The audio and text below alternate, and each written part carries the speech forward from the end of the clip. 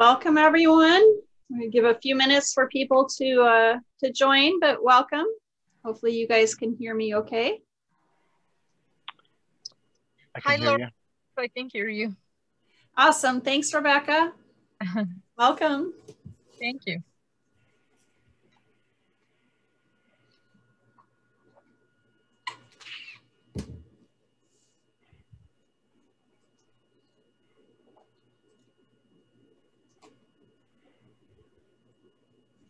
We need to have some like Jeopardy music. Dee, dee, dee, dee, a theme song.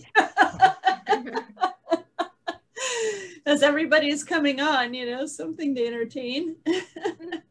Somebody can sing. All right, Dean, you're up. You don't want to hear me sing, trust me. Karaoke. That was only a suggestion, not a promotion for me. Oh, wonderful. Welcome, everyone. We'll give a few minutes for connection of audio. We'll get started here about 5 or 10 after. We'll see how we're doing on our connections. We're going to have a full house tonight. It's wonderful.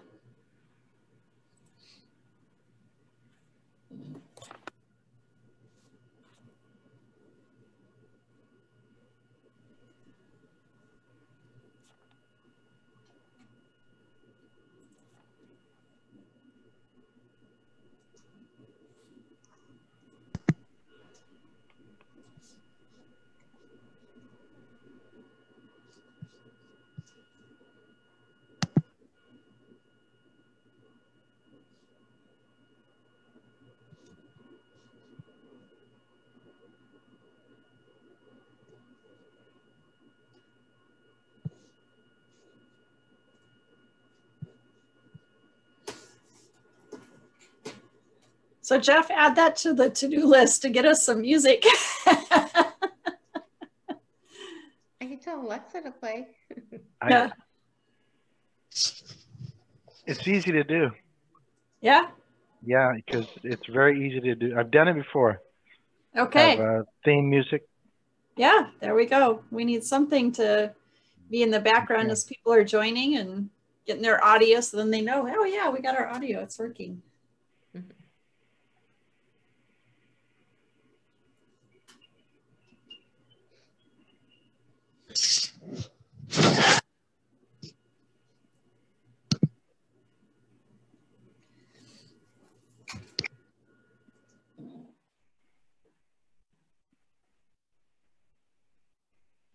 Yeah, great attendance tonight. This is great. So Jeff's going to continue to allow people in. I'm going to go ahead and get started tonight, and I want to welcome everybody. And you'll have to forgive me, I have a hair floating around my face.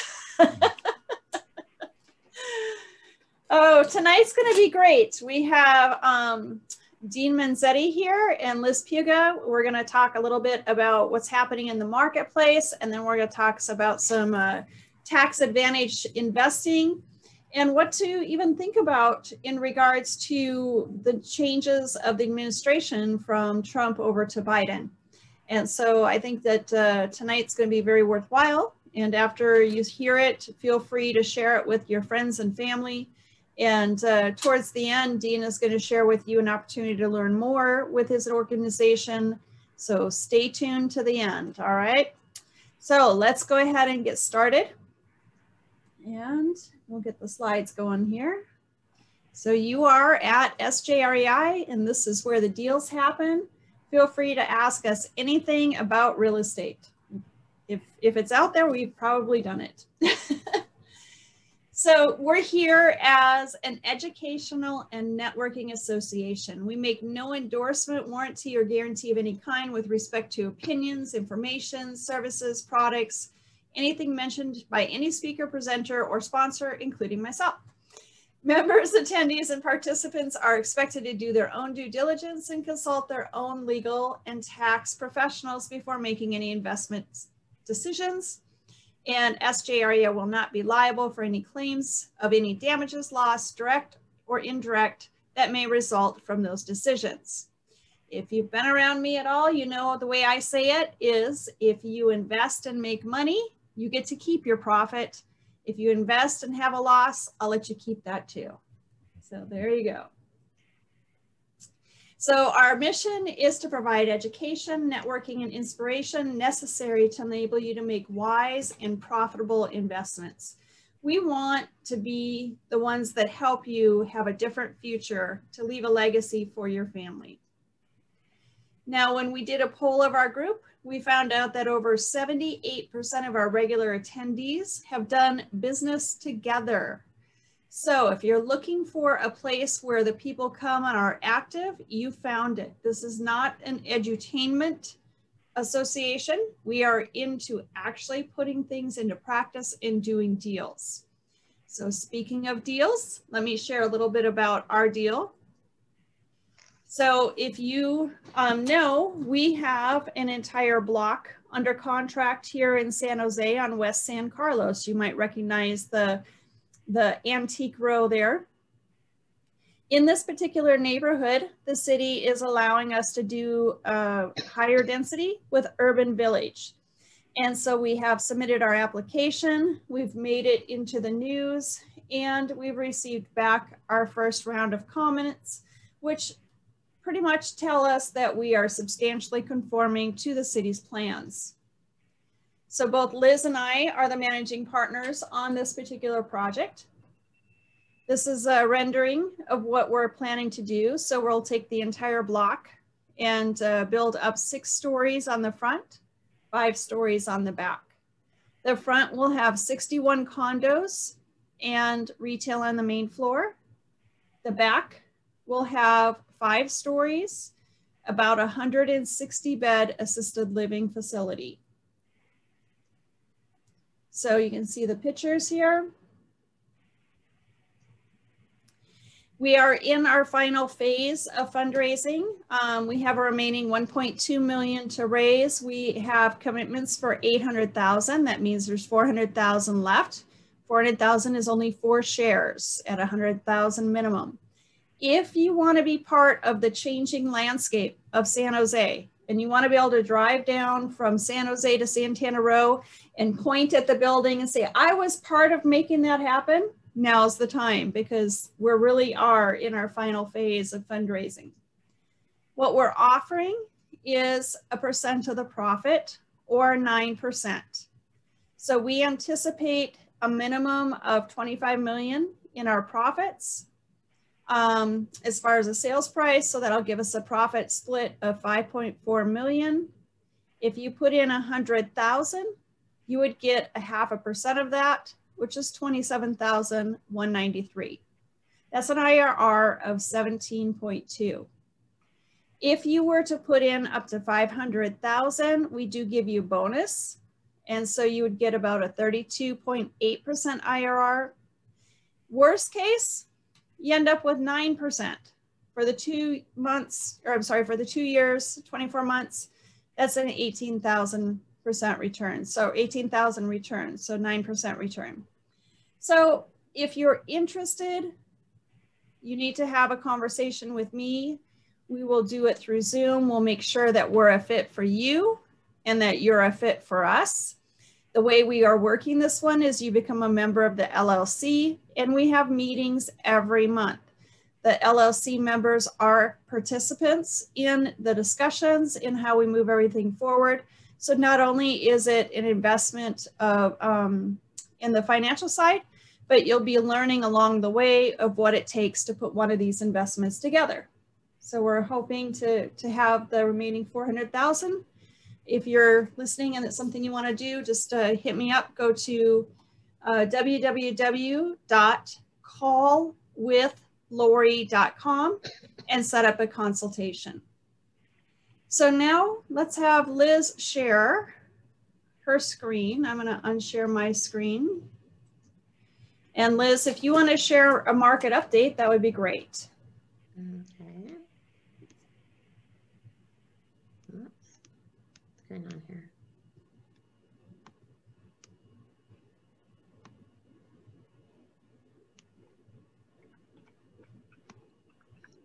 Can you see my screen?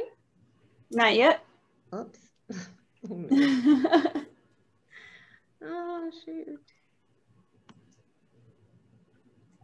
Okay. Oh, here we go. Can you now? There you go. Yes, we can see your screen now. Okay, great.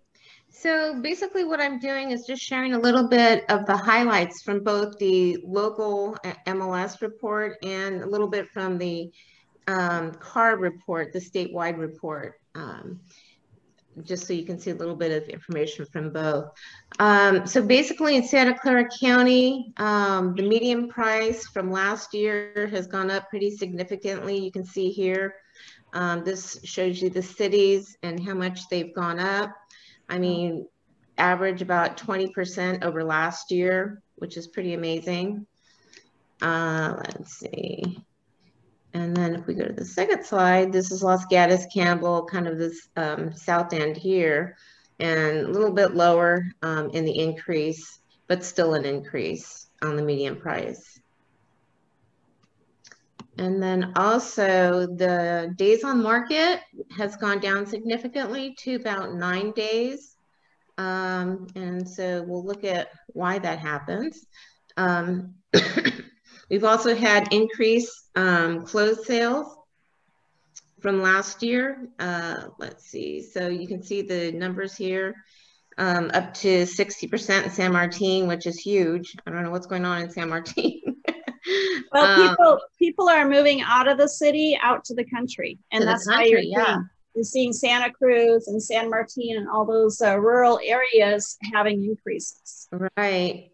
So yeah, I mean, that was pretty surprising to me. So yeah, we've got increases throughout most of the cities in Santa Clara County. Okay, let's see. Next. Okay, so we also had an increase in listings. Problem is that they're not staying, they're selling within, 9 days if they're priced right, so they're not staying on the market very long. So we've got an increase in listings also. You want to tell about your listing this weekend? Yeah. So Lori did a rehab, and actually it was a beautiful home. If you haven't seen it, it's on Hyannisport in Cupertino. I listed it on Saturday, and by Saturday evening, I had above list price, completely non-contingent, and a quick close. Yeah, as is. So as is, right? Yeah. So they must have been watching us rehab it or something. There's no way to make that much of a decision that fast. Well, I think there's a lot of competition out there, so they just wanted to jump on it and get it done, and they did. Mm-hmm. So they're very happy. Yes. And yeah, and the house is beautiful. So I mean, spoke for itself. So yeah, the increased sale to list price ratio. So you can see here, other people also are getting above list price. It's pretty common right now. Problem is that the inventory is pretty low, and with the interest rates so low, that's the motivation here. So these are the other cities where the list prices continue to be, sale prices have been over list price. Wow. There we go, San Martin again. Yeah. So in San Jose, the median price is 1.25, which is 18%, almost 19% over last year. The number of sales is a little bit lower. And then again, the median days on the market is about 9 days, and they're getting a little over list price. Okay, so consumer confidence is building back up. You can tell by the number of sales and the activity that's going on in the market. And then, so this is kind of blocking here. But anyways, interest rates, I don't know if you guys can see it, but mine's blocked by everybody's faces. The interest rates are the lowest they've been, I think ever, like 2.9. So, this is what's creating all rage in the market right now. Let's see. Okay, and then so we're going here to California overall. The median price is $706,000. so year to date, that's 14.5% higher. So even California, you know, as a state is just doing well also. Okay. So for first-time home buyers, this is the highest in 10 years, highest number percentage of first-time home buyers, which is 37%. Let's see. And then international buyers. I need to close this window where, there we go. It's covering all my info. Okay, there we go. So international buyers are down. I think they kind of lost a little confidence. It's probably because of COVID and everything else that's going on, maybe the fires, who knows what, but international buyers are down sharply to 1.8%. Okay, and then the housing affordability, you can see here in the Bay Area is as low as 17%. So, I mean, we're all pretty aware of that. You know, Silicon Valley is too expensive. Okay. And that 17%, that's kind of the number that Bruce Norris always says is when we're going to see a rebound, like see a price reset. So yeah, pay attention to that for sure. Yeah. But it's not just the Bay Area, it's California gets down to that. So we've got a little ways to go. Right. So the rest of the area is not quite that low. So, okay. And so you can see here, 46 of the 143 largest cities are majority renters. So they've kind of hit the road and done something else. They're just collecting their rent. So that's pretty interesting there. So the thing is that a lot of sellers are moving out of state. It's the highest since 2005. We got 30% of sellers moving out of state. Okay. And so migration trends, where are they headed? So basically what's happening is the core Bay Area is moving to the cheaper counties like Sacramento, Sonoma, San Joaquin County, Central Valley, those areas. So, you know, of course, it's much cheaper than the Bay Area. And then the people in the cheaper counties are the ones that are leaving the state.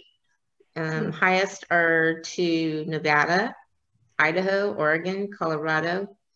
So these are the ones that are majority moving out of the state. You always have to wonder what it is about Idaho. I hear so many people going to Idaho. It's like, do they know about winter? Have you ever heard of Coeur d'Alene, Idaho? Yes, but have they heard about winter? Yeah, I know. Yeah, it's a trade-off. So anyways, and so the other thing is foreclosures could be a problem. So the bad news is potentially there's 600,000 foreclosures nationwide and approximately 60,000 in California. And our current moratorium is through 2020. So eventually those delinquencies will be reckoned with. And the serious delinquencies were up a lot in June. And that could impact prices, but they're thinking maybe only single-digit impacts. And the reasons to be hopeful, the government's on board this time. We're hoping for a 5-year workout program for these people. And then lots of home equity and minimal cash outs, because we're not doing what we did back in 2008, the ninja loans and the option arms, and where they're pulling out all the equity from the homes. So we're in a little bit different position where people have equity in their home and something to work with. So, but we still have 24 million Americans receiving unemployment. So that's a factor. And then, so basically the US economic outlook, ongoing recovery, but at a slower pace. Good news is we supposedly have a vaccine for COVID, so that could help things move along. So that's kind of it in a nutshell, but if anybody wants the full reports, I have both the MLS county report and then the CAR economic report, which I can send to you to go through that. Those would be way too long. But anyways, if you'd like a copy, please let me know. You can send me a chat or, yeah, and I can send those reports. Okay. Great. Okay. So Liz, you want to go ahead and unshare? Yeah. Stop sharing. All right, Dean, I'm going to have you go ahead and share as we welcome you to our virtual stage of SJREI. So Dean is the national speaker and business development facilitator for Equity Trust. He comes to us from the Midwest in Ohio, where it's actually warmer right now than it is here. And, you know, he's basically going to share with you different ways that you can have tax advantaged investments. Now, obviously, he can't share everything in the time that he has tonight. So we are going to offer an additional workshop that you can participate in on Saturday, November 21st. He'll give you information on that.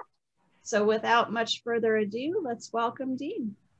Excellent. Thanks, Lori. Can you see my screen? We can. All right. Well, first of all, I want to thank Lori and Jeff in San Jose Rio for inviting me this late evening here on the Eastern time zone. And I want to thank everybody for taking time out of their busy schedules this evening to join me. But I am Dean Manzetti. I am with Equity Trust. I am our national speaker and business development facilitator. So let's just go ahead and kick it off. I'm going to be spending about the next 50 to 60 minutes here with everybody this evening. And that's what we're going to be covering, as you can see there, just exactly what is a self-directed IRA. Now, there are 7 different types of accounts out there. Just due to time constraints, I'm only going to focus on 4, but I'll tell you how you'll be able to get some additional information. And I'll touch very briefly on the other 3, but a good portion of what I want to share this evening with everybody out there are success stories and case studies. These are actually clients of mine, clients of Equity Trust. What are they doing? They're folks just like you. They're real estate people, real estate investors. What are they doing? Why are they doing it? How are they doing it? What were their results? Things of that nature. So I've got 5 pretty cool stories to share this evening. Then as we wrap it up, I'll talk a little bit about Equity Trust, who we are. If you're interested in learning a little bit more, possibly open up an account down the road, we'll talk about that also. But take notes. I encourage everybody to take notes this evening. Now, first thing note that I want you to take is our save the date there. As Lori mentioned, we have got our self-directed IRA 401k mastery class virtual workshop coming up here on Saturday, November 21st. It'll start at 9 a.m. It'll go roughly 90 minutes, and we'll leave about 30 minutes or so at the very end for any questions. Also, if you have any questions this evening, go ahead and hold them off till I finish up here, because probably 95% of the questions that you have this evening are going to be answered throughout my presentation, but I'll hang around as long as I need to this evening and answer any further questions that you may have. But getting back to the 21st, there's the link up there. My partner, John Bowens, and I got to tell you, not only because he works for me, I'm not saying this, but John is really fantastic, one of the best speakers out there in our industry, and he's just a wealth of knowledge when it comes to IRAs. So save that date. Registration is free, costs you absolutely nothing. Again, it's Saturday, November 21st from 9 o'clock till approximately 11 o'clock. And you'll hear me talking this evening about that and some more. Also, real quick here this evening, I want you to write my email down, d.manzetti. It's d.manzetti at trustetc.com. Now, first line, I want to make something very, very clear. I'm not here to sell anything, and that's what Equity Trust does not do. We don't sell anything. We don't have anything to sell. We educate. We are strictly an educator. In the education that we have, we don't have packets to sell. Education is how we give it all away for free, and that's what we're known for. And basically, if we do our jobs and we educate you and give you the proper information, you're going to make a decision, and you're either going to come back and open up an account with us, or you're not going to open up an account with us. So just wanted to make that very clear here at the very beginning. I don't have anything to sell. We're not going to be doing that in our workshop either. But speaking of our workshop, a couple incentives for everybody to join this evening. Again, you can either go to the San Jose website, or you can just join with me this evening. Anybody that joins this evening that registers with me, is all you got to do is shoot me an email, say, yeah, Dean, please register me. I need your first name, last name, your email address, and your phone number. Two things. Number one, I'm going to be giving away a how-to video on real estate joint ventures. These are one of the hottest things out in the market right now, some JVs. And John, my partner, he has done, I don't know, a boatload of these. I don't know what the exact number is, but he's, you know, every other month it seems like he's doing another one. And this is a free how-to video to do joint ventures. I actually have one of John's to share this evening. They're small dollar deals. And John's going to be talking about some of his and show you some. Number one, that's a free video you're going to get for registering with us tonight. Number two, I have a book right here. It's called Self-Directed IRAs, Building Retirement Wealth Through Alternative Investing. This was a book written by Dick Dessage. Dick is our founder. And I'm going to send you a copy of this book also for free. That's a digital copy for registering with us tonight for the Saturday workshop. And I'll talk a little bit more about Dick as I get into exactly who Equity Trust was. But Dick was, he's kind of like the grandfather of the industry. He was one of the very first people to do a self-directed IRA way back in the early 1980s. So again, shoot me an email this evening, d.manzetti@trustetc.com. Send you, number one, a free copy of that book, a digital version. Also, the free how-to video on real estate joint ventures. So now write this down, because you're going to hear me talk a lot about this this evening. Compounding interest in the absence of taxation. You're going to hear John talk a lot about it too. What does that mean? Well, how do I take my money from the taxable bucket and get it into the tax-free or the tax-deferred?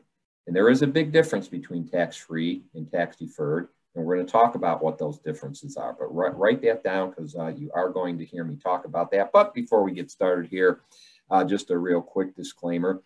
As I mentioned, we are an educator and educator only. I am not here to give you any tax, legal, or financial advice. When you make your investments, you're on your own. Look at me as your coach. Look at me as your teacher. Or your educator. That's exactly what we're here. I'm not a fiduciary, so even if you ask me for tax, legal, or financial advice, I'm not going to give it to you. So I just wanted to make that very, very clear. So just what is a self-directed IRA? Well, folks, there really is not such a thing as a self-directed IRA. It's an industry term that we came up with way back, as I mentioned, in the early 80s to differentiate a non-self-directed IRA versus a self-directed IRA. And technically, it might be the same as what you may already have. Maybe you've got a traditional IRA, maybe you've got a Roth or a 401k plan. And what you're doing with those, you're investing in your traditional stocks, bonds, and mutual funds, and you're at risk. It goes up, it goes down. You really don't have any control of that. With a self-directed IRA, what you're doing, you're investing in what we call different forms of alternative asset investment, with real estate and real estate notes being two of the very biggest things out there in our industry. Now, a lot of people will stop me here and say, well, Dean, I've seen on Facebook, I've been told that you're not allowed to use your self-directed IRA to do real estate and to do deals like you're talking about. Well, I beg to differ with you. If you go to the IRS website and you go to publication 590A, the IRS tells you what you cannot invest in with an IRA. It doesn't tell you what you can, it tells you what you cannot. And really, it falls into pretty much one bucket, and that's a bucket of collectibles. So things like baseball cards, antique cars, certain types of coins, artwork, rugs, antiques, so forth and so on. The other two things are alcoholic beverages that you're not allowed to invest in an S corporation like Share S Corporation. Other than that, you're pretty much free to invest in anything that you'd like to with your self-directed IRA. So these are the 7 that I touched on at the very beginning here that we're going to be talking about, but I'm only going to spend time on the top 2 in the blue, the traditional and the Roth, and the 2 bottom ones, which are an educational savings account and a health savings account. I'm not going to be talking about the 3 in the middle this evening, the simple, the SEP, and the solo 401k. First of all all of these, the qualifications are exactly the same. You've got to have what's called active earned income to be able to open and make contributions to these. But the three in the middle, those are for self-employed people. And this is where John's going to be spending a lot of time talking about the solo 401k. The biggest differentiator between those three and the four I'm going to spend with you this evening is the potential annual contribution limits that you can put in. Now, the solo 401k, which John's going to be spending a lot of time on, you can get as much as $63,500 into a solo 401k, and not quite as much in the simple or the SEP, but there are qualifications for all of these. So you may or may not be eligible for a solo 401k, and John will go over what those qualifications are.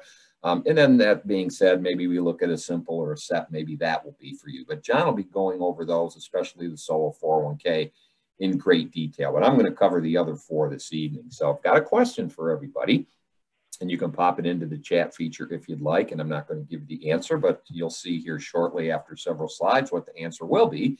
If you had your tax advantage choice, what would you want to do? Would you rather tax the seed, or would you rather tax the crop? And I want to show you here an illustration of a taxing the seed and taxing the crop. We took a non-IRA versus an investment inside of an IRA/401k, and we took the same parameters for both. We had a starting principal of $20,000 over a 20-year period. We took a return rate of 12% per annum. Now, one way or another, you got to pay taxes on the IRA. Remember, we talked about you've got to tax the seed or you got to tax the crop. So in this instance, we took 25% as our example. As you can see there, after that 20-year period, the person on the left had accumulated $112,000 outside of their IRA and non-IRA, because obviously they had to pay their capital gains every year. Went from 20 to 112, not a bad return. But the person on the right, as you can see, they ended up after that 20-year period with $192,000, either tax deferred or tax free. And we're going to talk about the differences and how you get there.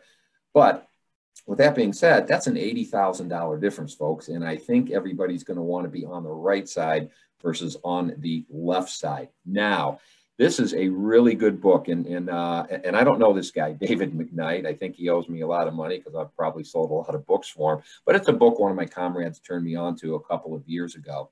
And David talks about that taxing the seed, taxing the crop. Actually, the basis of his book is it's called The Power of Zero. How, when I get to that retirement age of 59 and a half, when I can start taking money out of my IRA, how can I get to the 0% tax-free bracket? So no income ever hits my 1040, and all of the income and the money that I've made in my IRA comes out tax-free. It's a really good book. David talks about that in it. I think I paid $12 or $13 for it a couple years ago. It took me about 3 hours to read. I got it on Amazon, so I'd encourage you. It's a really good book. It's well worth the 12 or 13 bucks. He illustrates quite a bit like what I show right here, but more importantly, he gives different parameters and different ways of how you can do it and what have you. So I'd encourage you to get that book by David McKnight, The Power of Zero. So let's start off with our traditional IRA. I'm just going to go over the basic 101s with all of these. John will take a little bit deeper dive into it.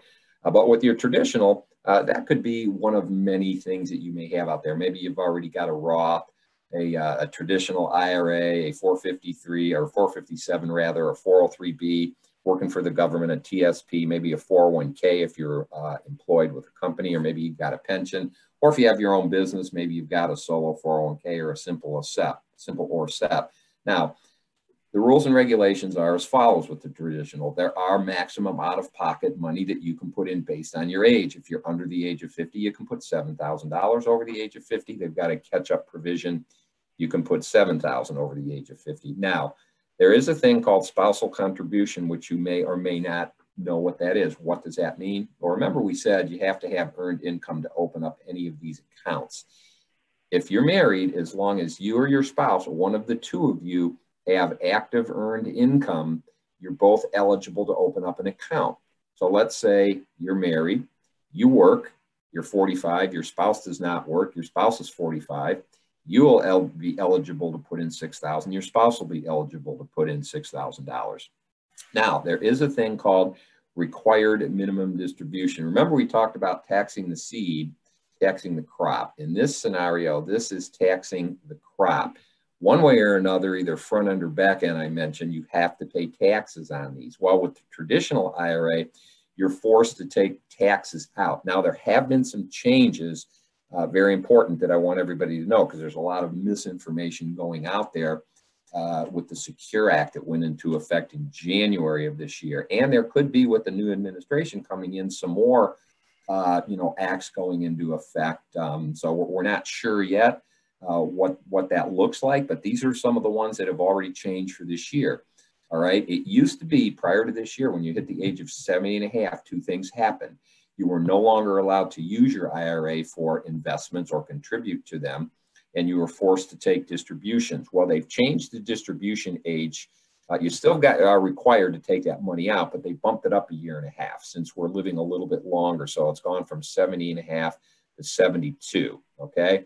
Also, you can now contribute indefinitely in your IRA. As long as you've got earned income past that age of 70 and a half and you're working, you can make contributions and you can also do deals with it. Prior to this year, you were not allowed to do that.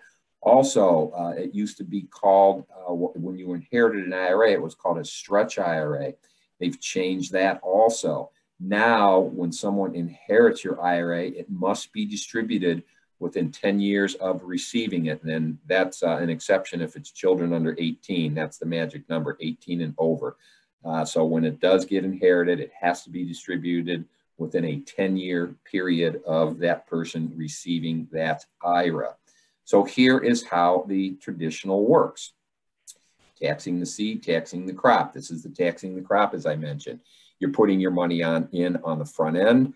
You're getting it tax exempt. It goes in tax deferred. You are getting the write-off on it. Your money grows. Now, when you reach that age of 59 and a half, you can start making distributions. Now, a lot of people confuse that and they'll say, well, Dean, I thought it was 62. No, 62 is Social Security.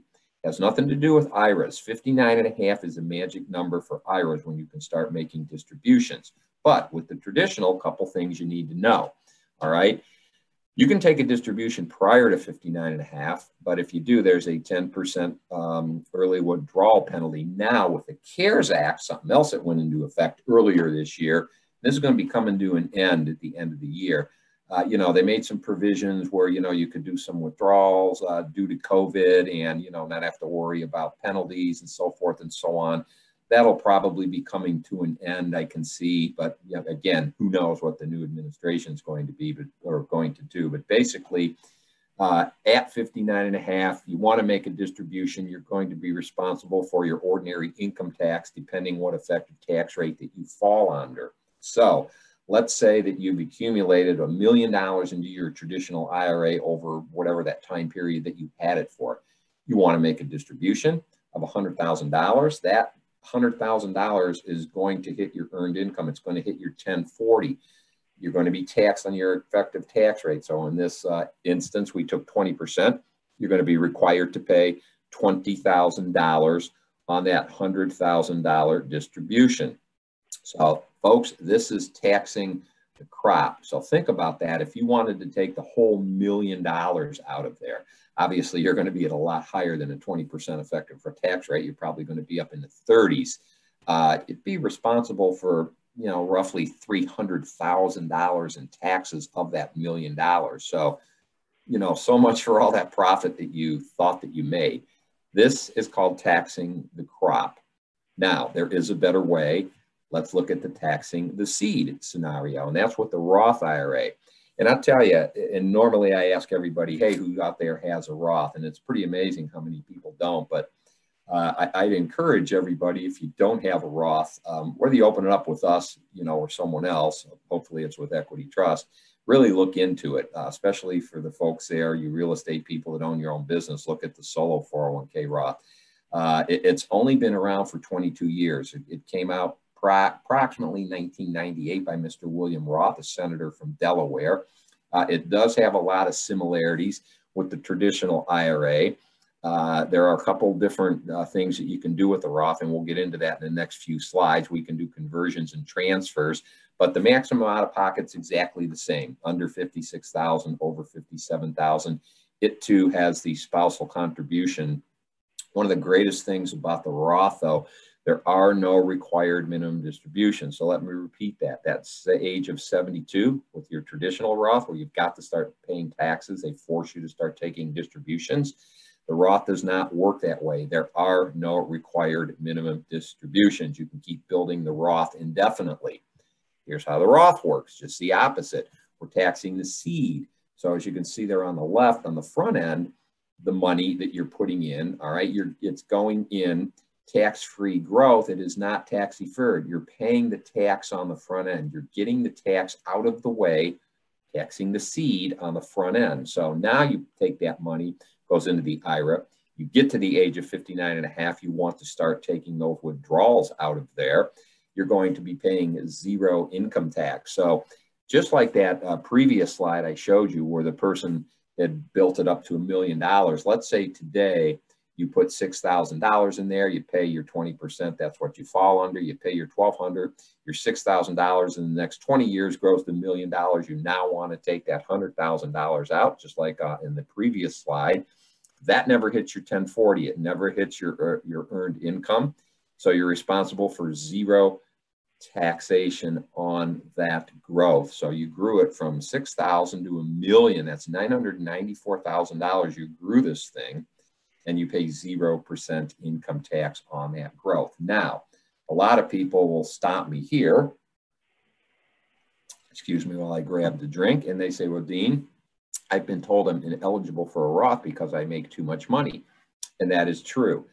There are what's called contribution eligibility MAGI requirements, and that means modified adjusted gross income based on how much money you make and based on if you are single or married. Here's the chart right here. You may or may not be eligible for a Roth. If you're a single person and you make up to $124,000, you can do your full contribution, $6,000 or $7,000. If you fall between 124 and 139, you can do a minimal partial contribution. But unfortunately, if you make over 139,000, the IRS in publication 590 says that you are ineligible because you make too much money. Same for a married folks filing jointly. Full contribution up to 196. You can do a partial between 196 and 206, or if you make over 206,000, you cannot contribute. Now, there is such a thing called a backdoor Roth that you may or may not know of.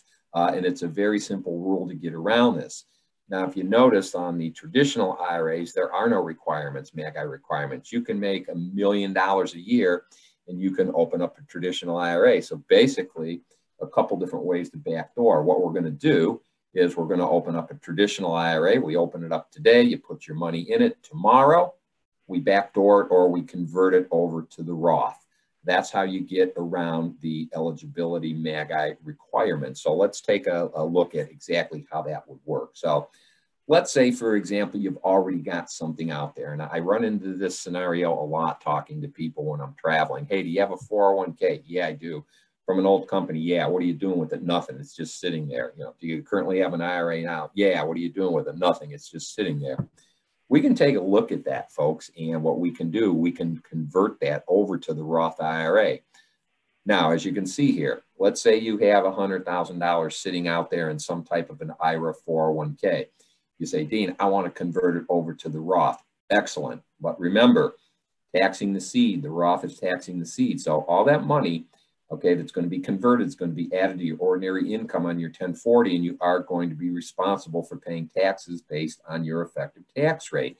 So if we're going to pop $100,000 over into that Roth, in this example, 20%, you're going to pay $20,000 in taxes to get that money over there.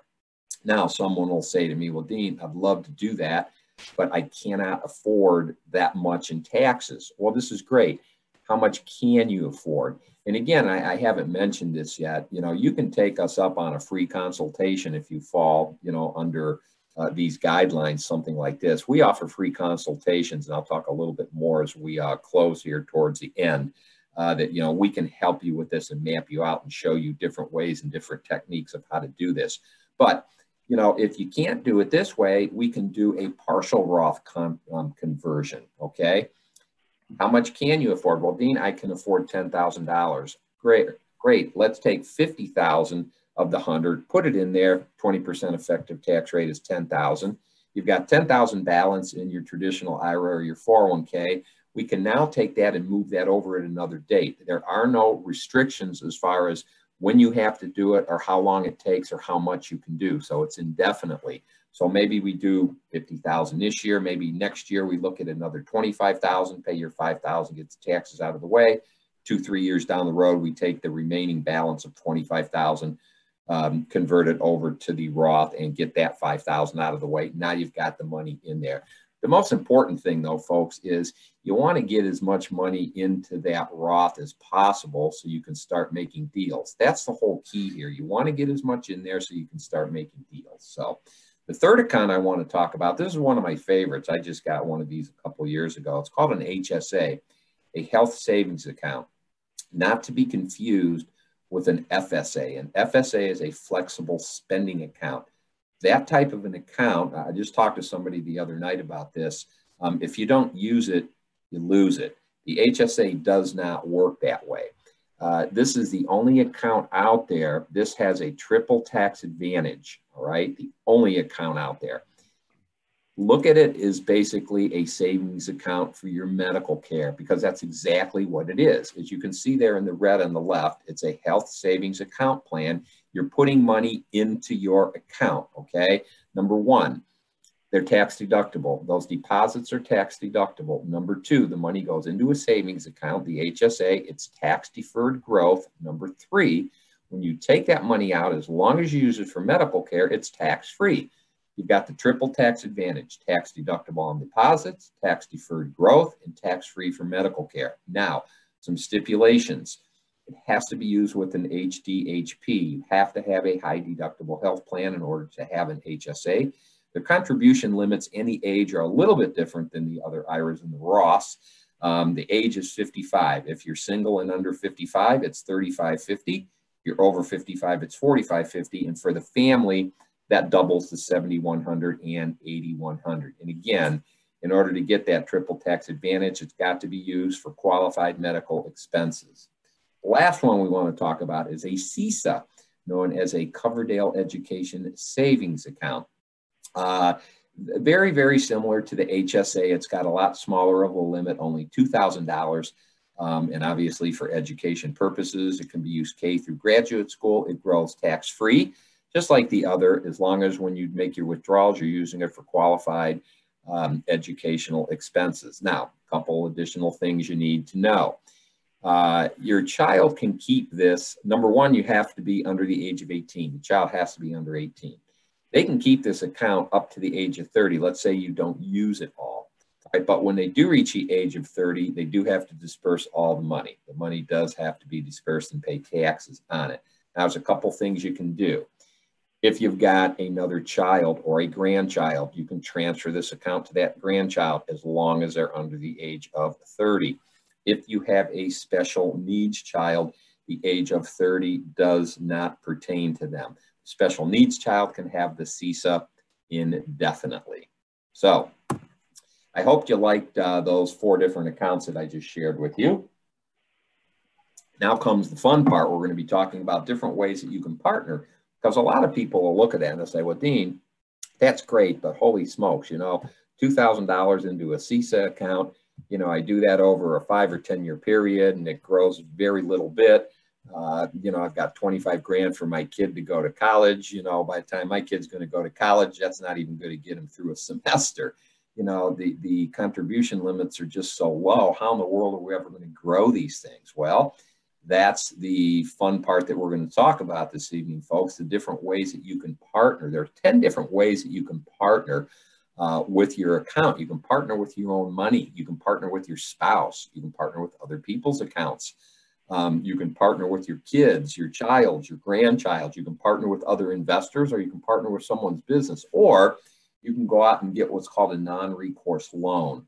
Now, I'm not going to go over the non-recourse loan tonight, and John won't either on Saturday.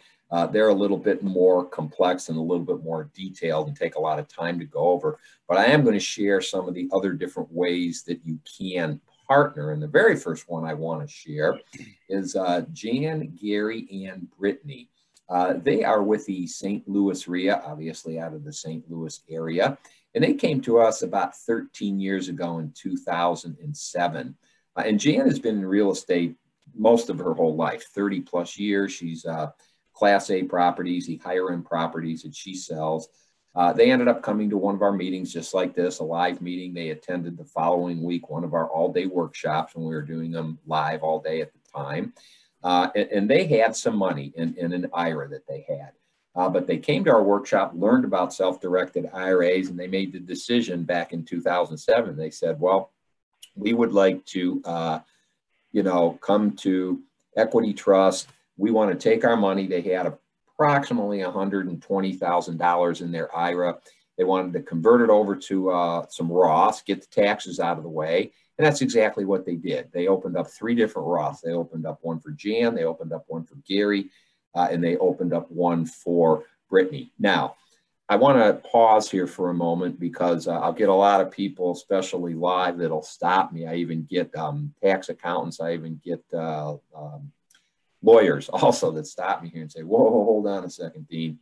You cannot have these people partner like this, people up and down the linear tree, because you're a disqualified person according to Rule 4975 with the IRS. And that is exactly true. The IRS states in 4975 publication that, you cannot work with disqualified people, meaning people up and down the linear tree. But if you do what's called, you do it properly, and we're going to educate you how to do that. If you do it properly, proportionately, this is how you get around that ruling, by doing it proportionately. I'm going to share this case study of Ladue Estates and go into detail exactly what I'm talking about. You see those percentages up there. Gary 55%, Jan's 42%, Brittany's 3%. When you're doing these deals, everything has to flow proportionately. So when you're buying the property, investing in it and making all of the home improvements to it, all right, those percentages, the way you split them up, have to flow proportionately back into the IRAs, whatever those percentages are, as long as they're totaling 100%. So let me go into a little more detail and show you this. Again, this was about the 55 Ladue Estates. This was about their 6th or 7th deal that they did. And this was about 7 years ago, as you can see. They ended up buying this property at Ladue Estates for $306,000. And that cost was split between Jan, Gary, and Brittany's Roths, 42% for Jan's, 55% for Gary's, and 3% for Brittany. So here's the breakdown. Gary's Roth, 55% was $168,000, which is 55% of 306. Jan's $125,000, which was 42% of 306. And Brittany's Roth was responsible for 3% of the 306, which was $9,200. Now, there was some EMD involved here, and that's earned money down of $3,000. Again, has to flow proportionally. So the EMD for Gary's was $1,650, which is 55% of $3,000. Jan's $1,260, 42% of $3,000. And of course, Brittany's 3% of $3,000 is $90. There were renovations involved. As you can see, a little over $296,000. Again, has to be done proportionately. 55% of that cost had to come out of Gary's, or $163, 42 out of Jan's, or $124, and 3% out of Brittany's, a little under $8,900. Now, when they did this deal 7 years ago, it was a little bit cumbersome. Each time a portion of the home was renovated, we had to send checks out on their behalf. So needless to say, eventually 5 checks had to be sent out of Gary's, 5 checks out of Jan's, 5 checks out of Brittany. So we're looking at 15 checks. A lot of paperwork was involved. It was time consuming. It was very cumbersome, but unfortunately, that's the way this industry's worked all these years. But since then, in the last 3 years, we have come out with our online portal to manage all your investments. 99% of your investments can now be managed all online with My Equity. This is a free service that we offer to you once you become an account holder of Equity Trust. you are eligible to use the online My Equity portal to do all your deals. You don't have to worry about wet signatures any longer. You can send your money. You can ACH them right out of My Equity. You can even set your renters up to have their funds go directly into the My Equity, so you don't have to worry about checks and all that. Now, are we the only ones in the industry that have this? Absolutely not. You know, I'd be telling you a fib if I said no, we're the only one. I can tell you this though, folks. It is by far the most robust system out there in our industry. We've literally spent millions of dollars on this system. It's also mobile friendly. You have the ability to do your traditional investing and your non-traditional investing, both with My Equity, our online portal. And we get calls every day. Every week we open up new accounts from folks that come over and say, hey, my friend has got an account with you guys and they showed me this My Equity thing on their computer and this is really great. You know, I'm interested in learning more. I'd like to do my investments that way. Or we hear, you know, hey, my provider does not have this online portal. I'd like to learn a little bit more from you guys. And, you know, we end up getting new accounts every day from people once they see this. If you're interested in seeing a demo, I don't think John's going to have the time to show a demo. But again, you can get a hold of me and I'd be happy to set up that free consultation and give you a free demo on exactly how the My Equity works. Here's just a couple before and afters that I wanted to share real quick. And then the most exciting part is when they sold the property. As you can see, the proceeds from the property were $767,000. And again, all that has to flow proportionally back into the IRAs. So Gary's Roth, 55% of the 767 had to go into Gary's, or 421.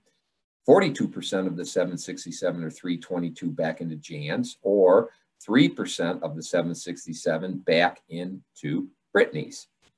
More importantly, though, as you can see, as a family, as a whole, their IRAs received $163,000 at the end of the day from this deal.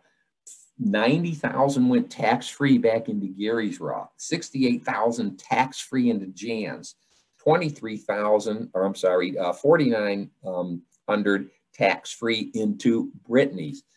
Folks, you can see, yes, they started off with a little money, $120,000, but they only do one deal a year, maybe two, okay? Now, they've been with us 13 years, as I mentioned. They started off with $120,000. Let's fast forward to today.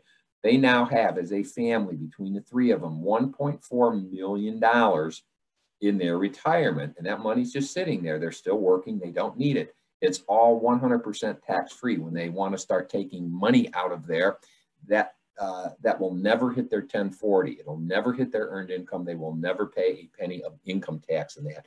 So you don't have to do a lot of deals, especially if you have a little bit of a sum, amount of money to start off with. More importantly, Brittany's now 21 years old. So she's been doing this for several years with her folks. Brittany, as a 21-year-old, she now has over six figures. Let me repeat that. She's 21 years old. She now has over six figures in her retirement account for when she reaches the age of 59 and a half. So she's got about 38, 39 more years to grow that thing. So, or 49 or whatever it is. But think about that though. How many 21-year-olds do you know that have six figures saved up for their retirement? So think how much money Brittany's going to have when she reaches 59 and a half. Needless to say, a little bit of money she'll have. A lot of people will ask me, they'll say, hey, Dean, can we have more than one account? Absolutely. And again, this is something we can talk to you about because we want to figure out what's best for you. We call it our orbit of tax advantage dollars. What type of an account works for you? A traditional, a Roth? Are you married? Can we do spousals? Do you have a HSA, or do you have a high deductible health plan that we can get you involved in an HSA? Do you have children? Maybe we want to open up a CISA. Do you own your own business? Maybe we can look at a solo 401k with the Roth component. So yes, you can have multiple accounts. We've got one account holder, and John will talk about him on Saturday, Stan. Stan's been with us for many, many, many years. And Stan has 10 accounts, and he's been growing these accounts for roughly 20 years approximately. Stan's got it traditional. He's got the Roth IRA. He's got the spousal for both traditional and Roth. He's got the HSA for the family. He's got CSAs for all of his children, and he owns his own business, so he's got the solo 401k with the Roth component. And what Stan does, and his in-laws, he talked his in-laws to get a Roth.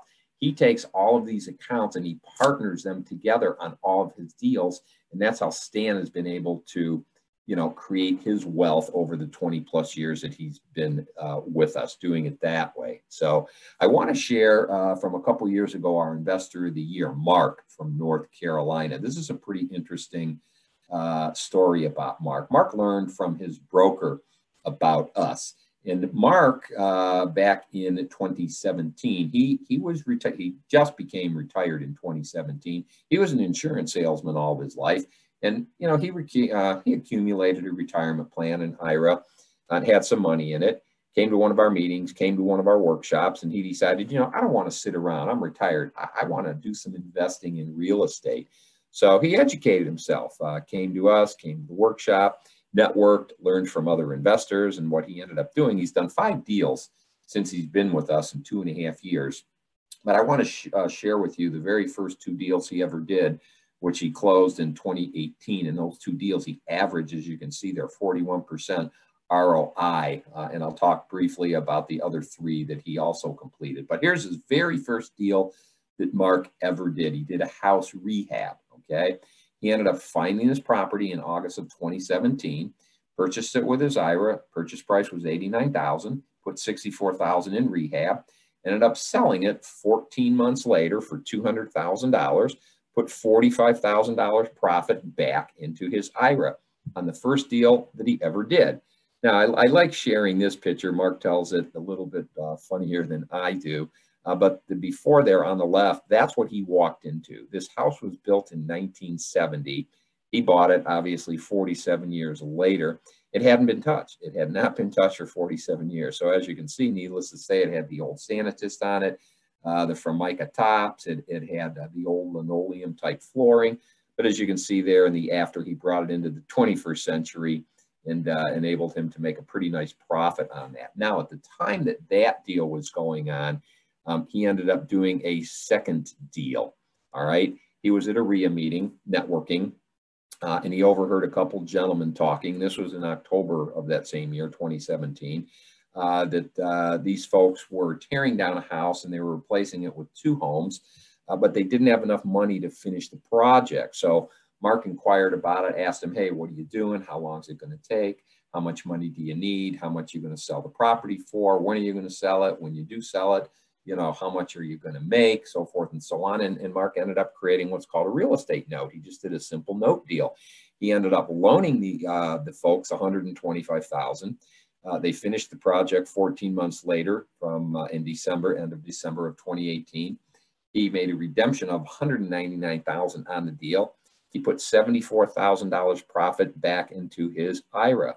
So think about that for a moment, folks. This is a retired insurance salesman. His first deal, he made $45,000. His second deal, he made $74,000. In 1 year, in 2 deals, the first 2 deals that Mark ever did, he made $119,000. He had 3 more deals in 2018 that all closed at the end of last year in 2019. Those 3 deals totaled over 6 figures. So in 2.5 years since Mark started doing these deals with his self-directed IRAs, Mark has made over $250,000 in 5 deals in 2.5 years, and he's retired. He's making more money now than he ever made selling insurance. So, and obviously that earned him our Investor of the Year in 2018. So that's a pretty cool story.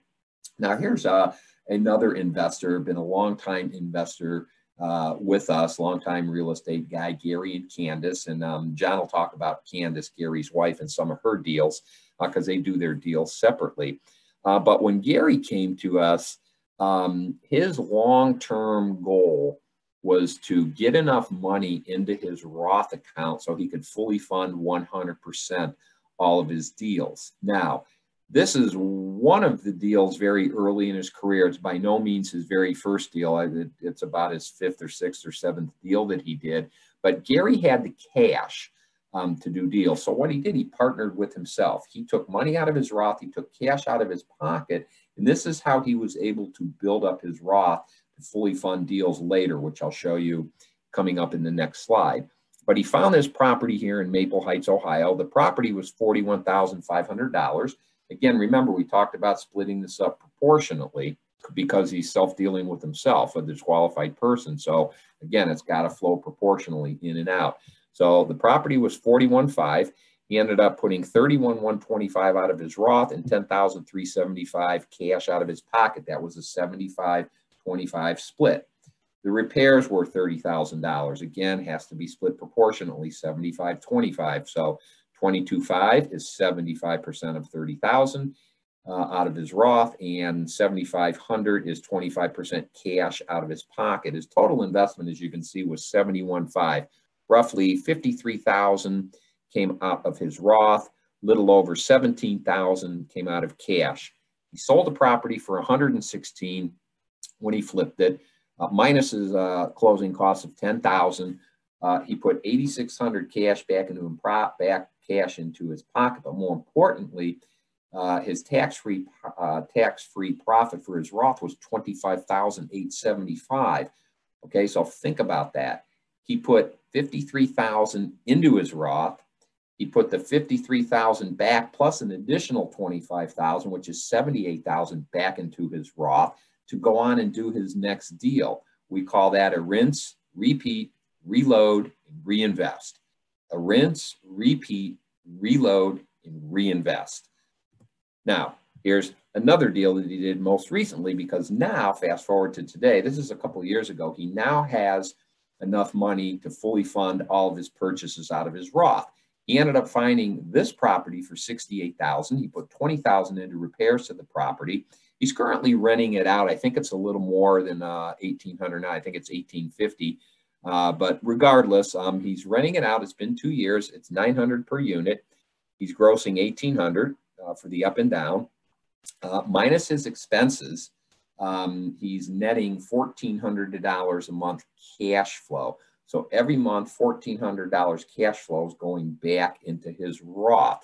So over the last 2 years, he's roughly cash flowed about $35,000 back into his Roth. Now, this has an ARV of 135 to 145. So let's say that he sells it tomorrow at 145. That 145 goes back into his Roth, plus the 35 that's already cash flowed over the last 2 years. So that's 180 in his Roth. Again, now he can use that 180 to do the rinse, repeat, reload, and reinvest. But more importantly, his initial investment of $88,000, he almost doubled. He went from $88,000 to $180. But to my knowledge, Gary hasn't sold it. So again, everybody's techniques are different. Everybody's, goals are different. So, some people just like to do the buy and hold like Gary here and get cash flow. Some people like to do, the buy and flip. It's all basically up to you.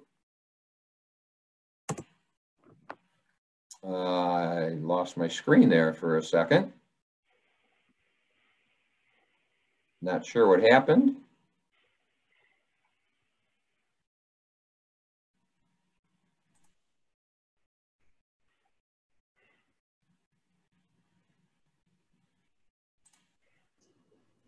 It's still showing on mine. It's just showing as not the slideshow.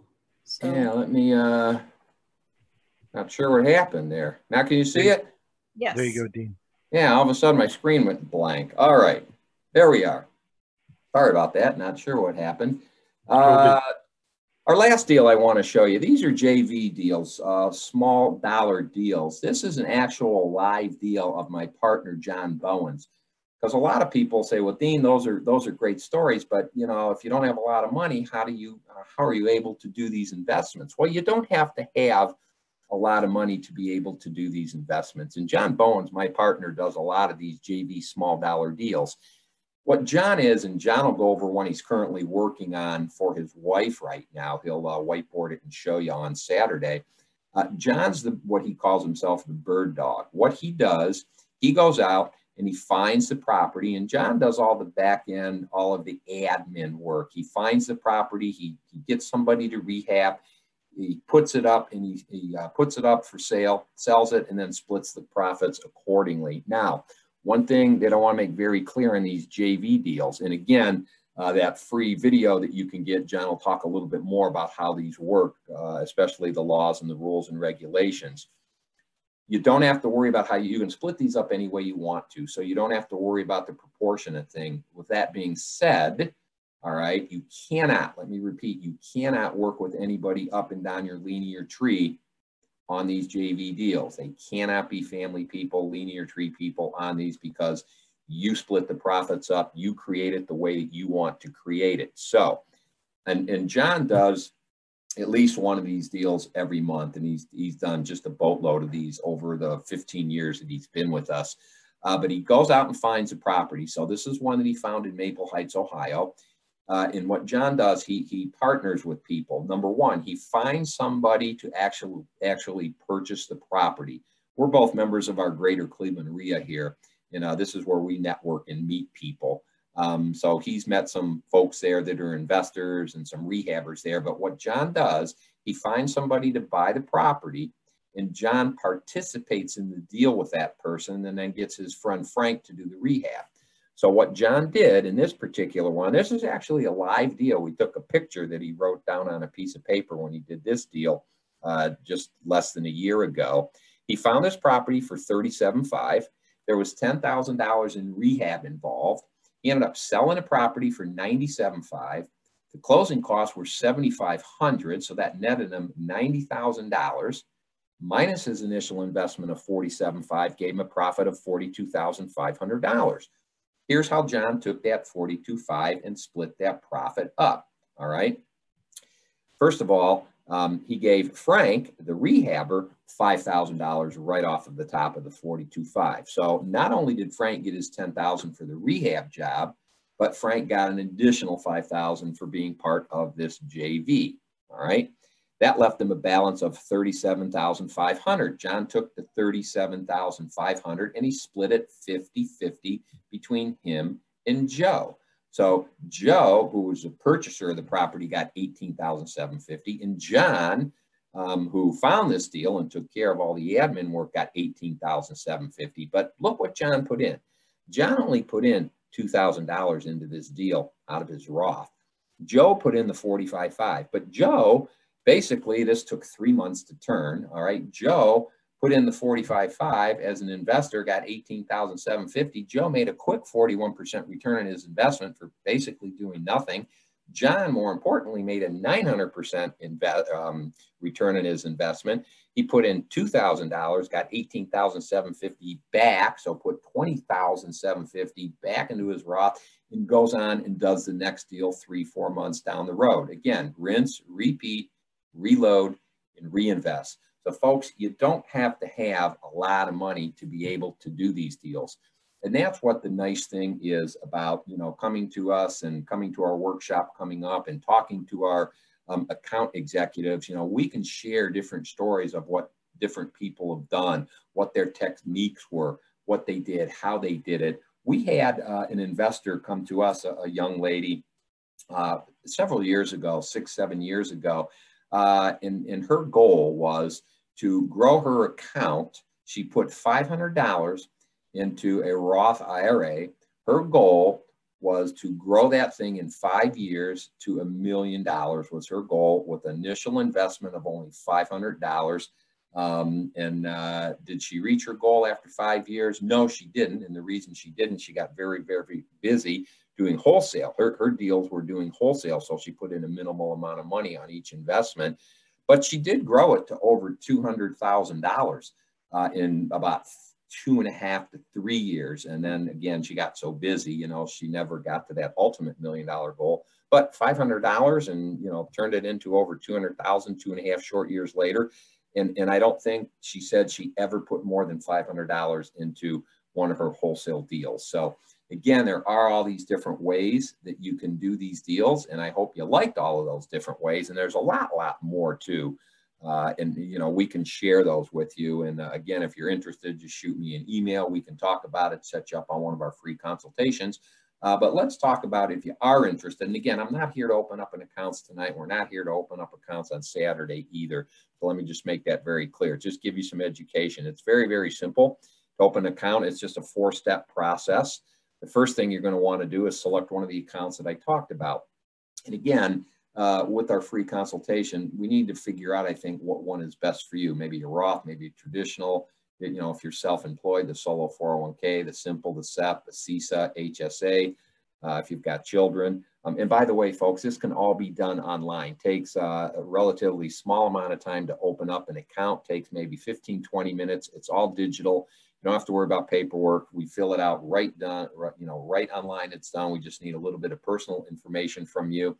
But let me stop right there for a moment, because this never fails. I just had a guy last week that after my webinar, you know, had called me up, said, Dean, I've got X amount of money. I've got 2 deals that are going to close in a week. I want to get it into a Roth and get these deals into the Roth. Well, unfortunately, folks, until you've got the account funded, all right, number one, open, we can do that less 24 hours.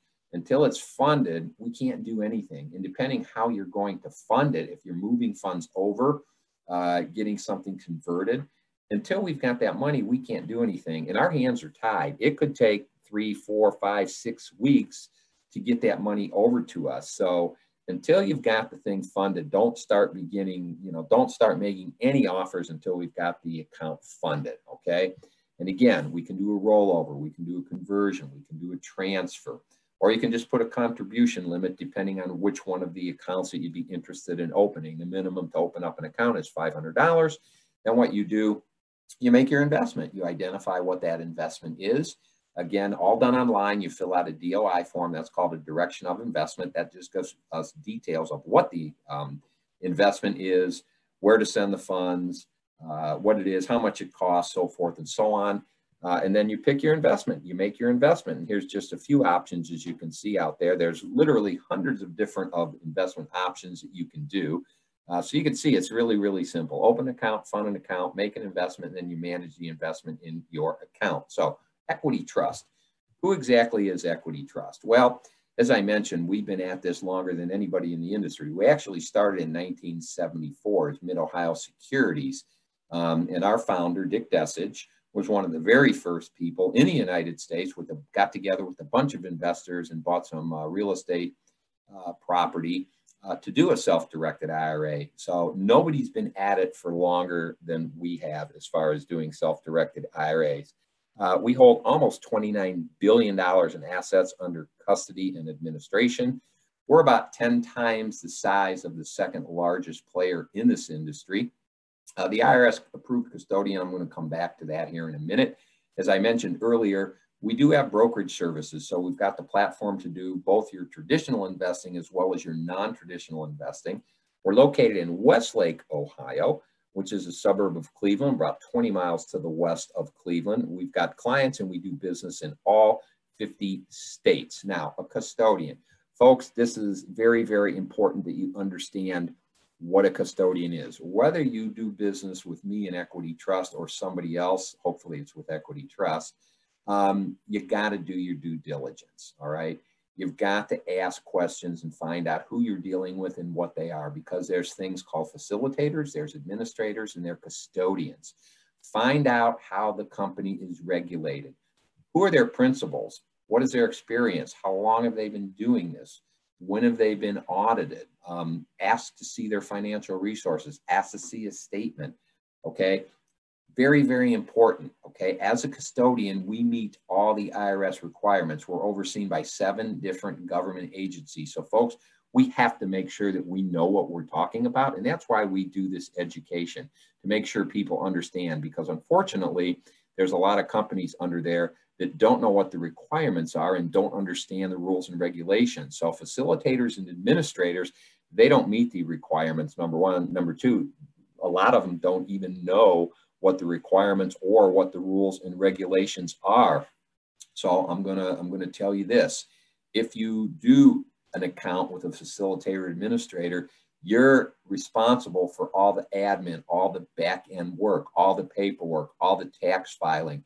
You've got to write the checks yourself. So if you mistakenly do a business with a disqualified person, you're going to blow up your IRA, folks. And the facilitators, administrators, they wash their hands clean of it. because basically they open up an account, they give you a checkbook, and they put you on your way. You've got to understand and know what all the paperwork is and how to file that every year. We're going to handle that for you. We're also going to hold your assets, your investments. We're going to hold your property, and we're going to issue the funds on your behalf, whether it's wires or whether it's checks or ACH.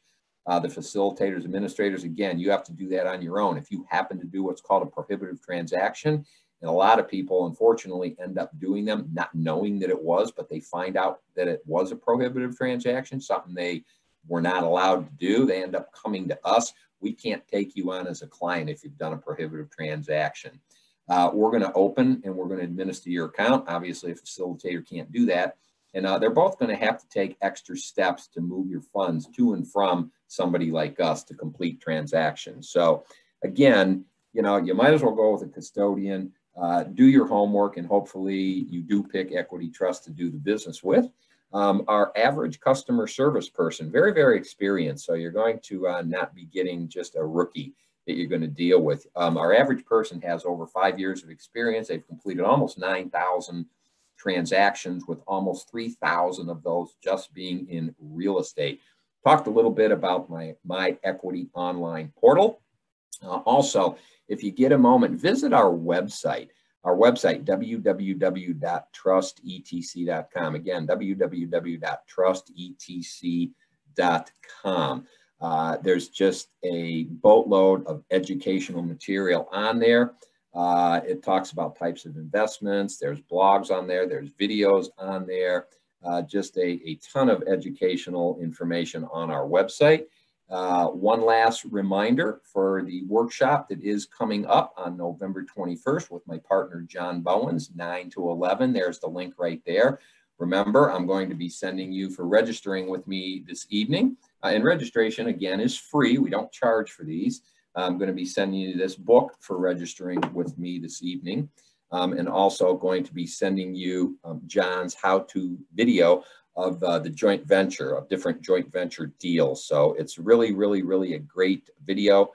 It's free. Again, it's d.manzetti@trustetc.com. And with that being said, Lori, I'm pretty much done with my presentation. I want to thank you, and I'd be happy to open it up for any questions that we may have.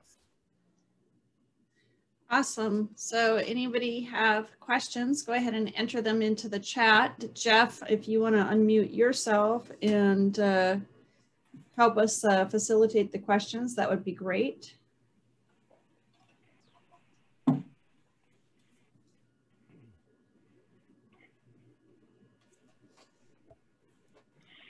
Jeff, are you there? Are there any questions? I'm there. Sorry about that. Yeah. So we don't have any questions in the chat yet. Let's see.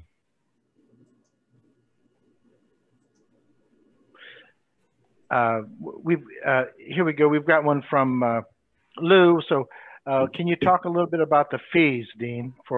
This is just for the self-direct IRA. Yes. Yeah. World. Yeah. No problem. No problem. Yeah, we can do that. Our fee schedule is posted on our website. By law, we do have to put our fee schedule out there. Let me say this about that. You know, we're very highly competitive as far as our fees are. Now, what you're going to want to find out, you know, should you go to one of our competitors, get a breakdown of everything. Basically, the way our fees work, we charge an annual fee based on the amount of money that you've got in your account. Now, we don't charge any additional transaction fees. The majority of our competitors are the opposite. They're going to have a very small fee, an annual fee, maybe $50 or $100 to have the account. But then every time you do a transaction, they're going to charge you additional fees above and beyond. Based on how many transactions you do. If you do 1 to 2 transactions, they're going to charge you X amount. If you do 2 to 4, they're going to charge you X amount. We do not do that. Our minimum fee, if you have anywhere from $0 to $15,000 in your account, our fee is $205. So $205, and that's an annual fee every year up to $15,000 in your account. Our average account holder has approximately $100,000. Our fees for $100,000 is $495 for an annual fee based on $100,000. And obviously it goes up. You know, the more you have in there, the less that your fee goes down. It's a very, very small percentage of what you've got in there. We don't charge you transaction fees. The only two additional fees that we do charge, if you need what we call same-day service, you need expedited service, that's $75. Or if you need something wire transferred, that's $35. Those are the only two additional fees that we do have. And again, you can go to our website, www.trustetc.com. And I think our fee schedule goes up to $2 million in your account, and it'll have a breakdown of exactly what that annual fee is. And to open up the account, there is a one-time $50 fee to open up the account. And that's pretty much it. Our fees are pretty basic. So we have another question. So using IRA to purchase a rental house, can we bank? Can we get a bank loan? Yes, you can. That is something that you'd have to talk to us about. You can get a bank loan. They're called non-recourse loans. There's only a handful of banks in the country that do the non-recourse loans.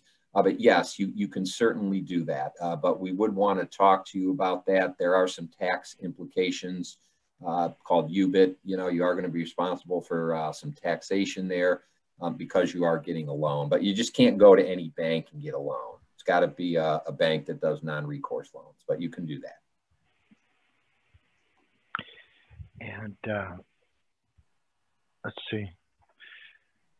There's a question about participating in joint ventures. So we're talking about just self-direct IRAs and other retirement accounts, right? That's basically all we're talking about, right? That's correct. Yep. Yep. Okay. Absolutely. And let's see. There was a question here before about AGI. I'm sorry about that. Is that based on AGI? Was that a question related? Oh, the to, MAGI, the modified adjusted self-directed IRAs only, right? It's modified adjusted gross income. I think okay. I think they forgot the M. It's MAGI, MAGI. I think that's what they're referring to. Yes, you do have to have earned income to open up an account. So, you know, if you're not working or you don't have any earned income, unfortunately, you're going to be ineligible to open up an IRA. You do have to have modified adjusted gross income to be able to be eligible to open up an account. I got it.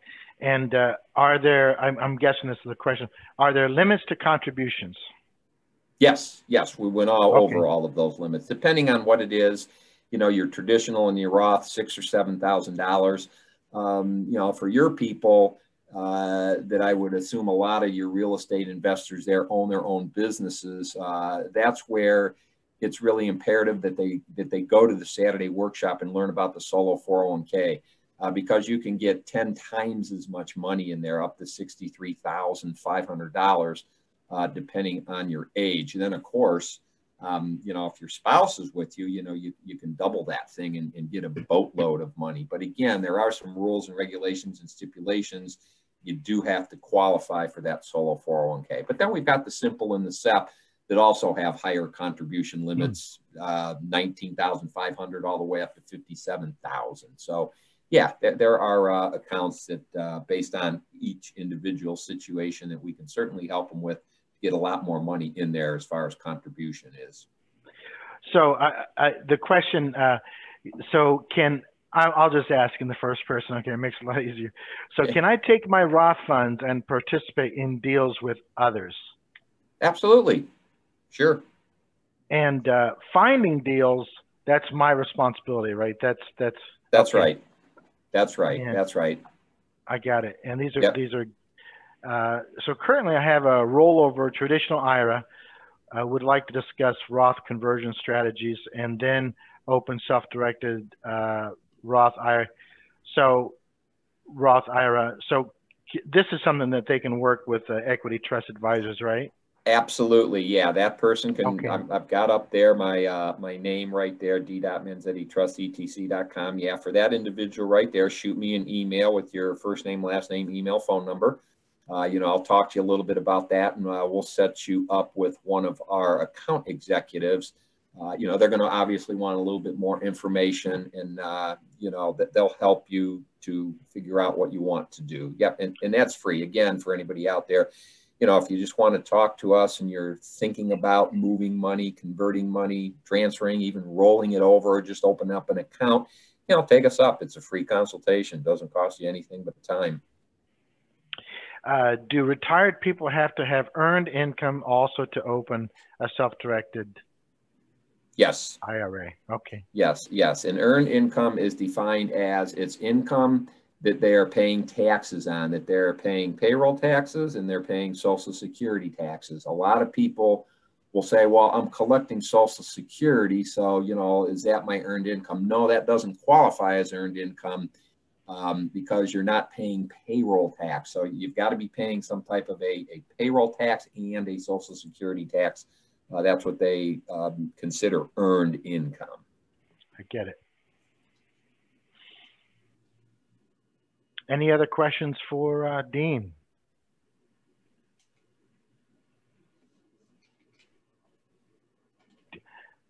Good.